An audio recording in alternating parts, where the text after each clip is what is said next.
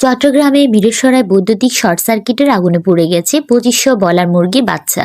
রবিবার দুপুর ১টার দিকে উপজেলা শাহেরখালী ইউনিয়নের দক্ষিণ মগাদিয়া ঘোনা এলাকায় আলাউদ্দিনের পোল্ট্রি ফার্মে এই ঘটনা ঘটেছে। এতে প্রায় ২০ লাখ টাকার ক্ষতি হয়েছে বলে দাবি খামারি। এখন আমার অনেক ক্ষয়ক্ষতি হয়েছে। আপনার এখানে ফার্মে মুরগি ছিল ২৫০০, খাদ্য ছিল ৪০ থেকে ৪৫ বস্তা। এমনি এভরিথিং সব মিলিয়ে খরচ হয়েছে আমাদের ফার্মটা নির্মাণ করতে আপনার প্রায় ১৬ থেকে ১৭ লক্ষ টাকা।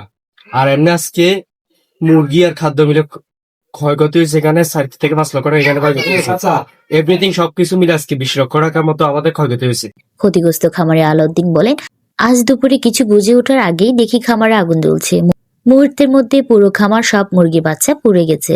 ফায়ার সার্ভিসকে খবর দিলে তারা সময় মতো না আসায় সব শেষ হয়ে গেছে।